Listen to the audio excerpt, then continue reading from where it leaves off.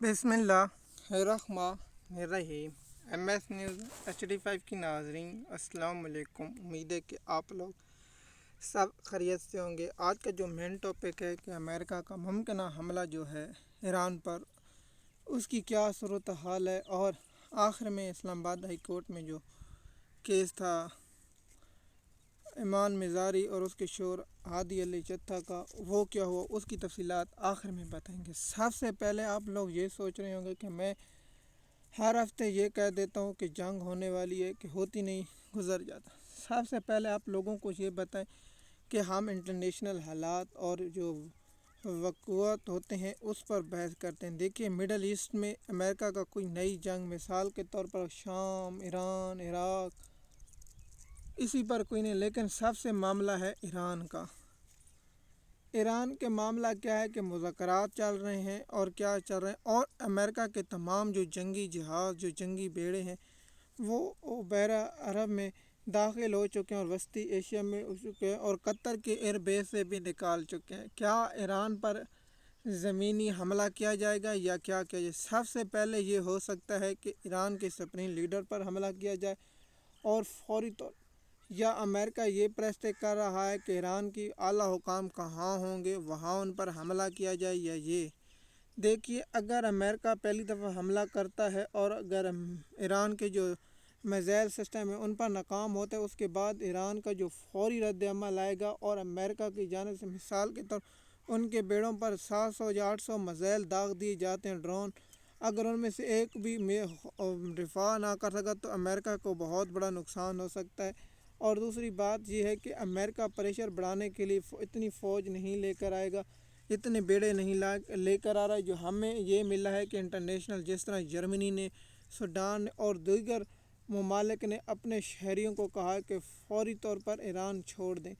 سب سے پہلے یہ ہے کہ ایران کا جو معاملہ ہے، آپ مجھ سے بہتر جانتے ہیں، جو اسرائیل کو سب سے زیادہ خطرہ ہے کہ ایران کے جو پاس میزائل سسٹم ہے وہ اسرائیل کو بہت خطرہ ہے، کیونکہ اسرائیل کو صرف یہ ایک ہی خطرہ ہے ایران کا۔ دیکھیے، آپ لوگ یہ بھی جانتے ہوں گے کہ ایران اور امریکہ کے درمیان خفیہ معاہدے ہوتے رہتے ہیں۔ مثال کے طور پر جو عراق کی جنگ تھی اور عراق پر جو حملہ کیا تھا امریکہ نے، اس کے پیچھے ایران کی سپورٹ تھی۔ ایران چاہتا تھا ہم اپنی حکومت لائیں، اور ایران کا جو ایک لیڈر تھا جو عراق کا، وہ گیا تو اس مسجد کے قریب دھماکہ ہوا اور اس میں وہ مارا گیا۔ اس کے بعد بھی آپ ہی بہتر جانتے ہیں، لیکن کیا آپ یہ سوچ رہے ہوں گے کیا امریکہ ایران پر حملہ کرے گا اور کب کرے گا؟ دیکھیے، ہم جو سورس یا اس کی کرتے ہیں تو پچھلی رات بھی بہت ہی خدشہ تھا کہ امریکہ حملہ، دیکھیے امریکہ حملہ کر سکتے۔ اب یہ ہے کہ اسرائیل میں بھی الرٹ جاری ہے، اور اسرائیل میں بھی جنگی تیز ہیں، اور دوسرا کہ اپنا جو ان کے اخبار ہیں یا ان کے جو چینل ہیں اس بات کی تصدیق کر رہے ہیں کہ امریکہ کسی وقت بھی حملہ کر سکتے ہیں۔ اور دوسری یہ بات ہے کہ امریکہ یہاں کیوں لے کر آئے، یا یہ تو نہیں ہو سکتا امریکہ طالبانوں پر یہ نہیں آئیں گے، کیونکہ ان کو پتہ ہے یہاں بہت بڑی شکست ہوئی۔ اور دوسرا، ونزویلا کی طرح امریکہ کیا یہاں آپریشن کر سکتا ہے؟ تو ممکن نہیں، کیونکہ یہاں انقلاب فورس، جو ایران کی اپنی جو انقلاب فورس ہے وہ بہت مضبوط ہے۔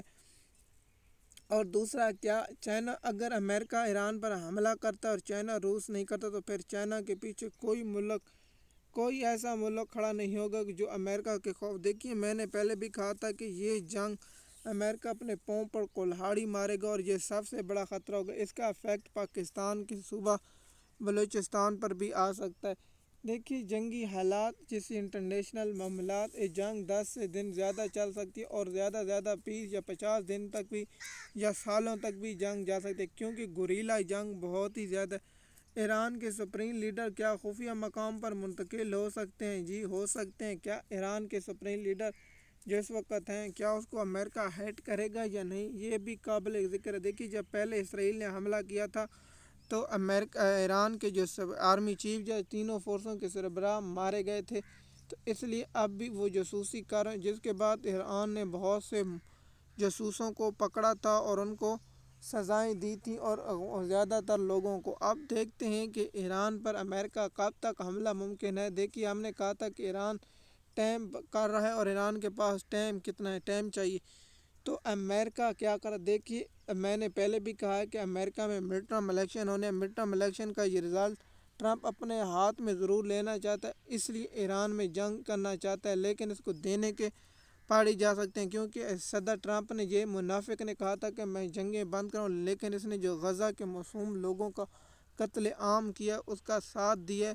لیکن دیکھتے ہیں کہ اب مسلم دنیا سے کیا رد عمل آتا ہے، کیا امریکہ جو ایران پر حملہ کب تک کرنا۔ دیکھیے ہم جو سوچیں یا تحقیقات کرتے ہیں، جو ہمیں انٹرنیشنل خبریں ملتے ہیں، مثال کے طور پر میں نے آپ کو کہا ہے کہ جرمنی کے لوگوں نے کہا ہے کہ فوری طور اپنے شہریوں کو نکل جائیں۔ دوسرا، امریکہ کے جو جدید ترین جہاز جو بندرگاہوں کے ذریعے آ رہے ہیں ان کی بنیاد پر یہ کہہ رہے ہیں، اور اندر سے جو سورس ہوتے ہیں ان کی بنیاد پر کہہ سکتے ہیں کہ یہ حملہ کسی وقت بھی ہو سکتا ہے۔ تو اگر امریکہ اور ایران کی اور کچھ جو ہوئی اس پر ہم بات کرتے رہیں گے اور آپ لوگوں کو انفارمیشن دیتے رہیں گے۔ سب سے پہلے آپ کو یہ بتائیں کہ آپ لوگ یہ امید چھوڑ دیں کہ اسلام آباد ہائی کورٹ سے انصاف کی امید ملے گی، نہ سپریم کورٹ سے، نہ آئینی عدالت سے۔ یہ تمام لوگ مسلم لیگ نون کے رہنما ہیں۔ اسلام آباد ہائی کورٹ کا رہنما مسلم لیگ کے کنٹرول میں، سپریم کورٹ مسلم لیگ نون کے رہنما کے کنٹرول میں، اور آئینی عدالت بھی مسلم لیگ نون نے بنائی ہے، تو اس لیے وہاں انصاف کی امید لگانا پاکستانی قوم کو۔ ہادی اور جو انسانی حقوق کی یہ ہے اپنا وکیل، اس کے خلاف درخواست اور نوٹس جاری کر دیے گئے، اور سماعت کب تک مقرر کی جائے گی یہ نہیں دے گئے، کیونکہ عمران خان کا القادہ ٹرسٹ کیس بھی یہی ہوا، سال سے زیادہ ہوا اور سماعتیں مقرر نہیں۔ یہ پاکستان کی عدلیہ کا گھٹیا کردار، یہ انصاف کے منہ پر چپل ہے، کیونکہ نون لیگ کے یہ پالتو جانور ہیں، یہ جج نہیں ہیں، یہ پاکستان قوم سے ٹیکس کے پیسے لیتے ہیں لیکن وفاداری نون لیگ سے کرتے ہیں۔ ان کیسوں کا فیصلہ جاری کر گیا تحریری، لیکن اس پر سماعت نہیں دی۔ دیکھیے عمران خان کے کیس، نہ القادہ ٹرسٹ کیس مقرر ہو رہا ہے، نہ توشہ خانہ 2 کیس مقرر ہے۔ پی ٹی آئی کی مقرر ان لوگوں کو کہا ہے کہ آپ لوگ سپریم کورٹ میں ایک درخواست دیں کہ ہماری درخواستیں مقرر کی جائیں۔ اسلام آباد ہائی کورٹ کا جج جو پالتو جج ہے وہ انصاف نہیں کر رہا۔ مزید معلومات کے لیے آپ ہمارے یوٹیوب چینل پر رہیں تاکہ آپ کو انفارمیشن وقت پر ملتی رہے۔ شکریہ۔